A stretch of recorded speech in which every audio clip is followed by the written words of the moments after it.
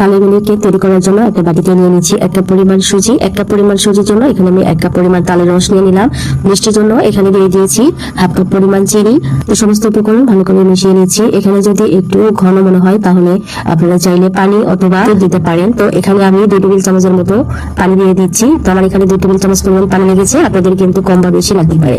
আর এটা দিয়ে ভালো করে মিশিয়ে নিয়ে একটা ব্যাটার তৈরি করে নিয়েছি। এখানে একটা ব্লেন্ডার জার নিয়েছি। ব্লেন্ডার জারে সুজির মিশ্রণটা দিয়ে আমি ব্লেন্ড করে নিয়েছি। ব্লেন্ড করা হয়ে গেলে আমি বাটিতে নিয়ে নিচ্ছি। আর ব্যাটারের ঘনত্বটা দেখে বুঝতে পারছেন, খুব বেশি ঘন আর খুব বেশি কিন্তু পাতলা হবে না।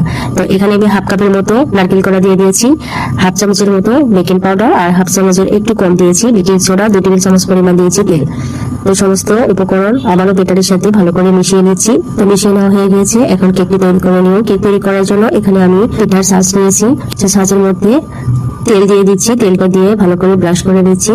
তো এটা অবশ্যই চেষ্টা করবেন তেল ব্রাশ করে দিতে, তাহলে দেখবেন খুব সুন্দরভাবে উঠে আসবে। যে বেটার আমি তৈরি করেছি সেখান থেকে আমি চামচ দিয়ে এভাবে দিয়ে দিচ্ছি। আর আপনারা চাইলে ছোট ছোট যে স্টিলের বাটিগুলো আছে সেই বাটি দিয়েও কিন্তু এভাবে কেকটি তৈরি করে নিতে পারবেন। এখন আমি ভাপে দেবো। ভাপে দেওয়ার জন্য আমি একটা হাঁড়ি নিয়েছি। হাঁড়িতে পানি দিয়ে একটু পানিটা ফুটিয়ে নিয়েছি। আমি শ্বাসটা দিয়েছি। শ্বাসটা দিয়ে প্রায় 10 মিনিটের মতো ভাপে দিয়েছিলাম। আর এর মধ্যে কেকটা কিন্তু সুন্দরভাবে হয়েছে।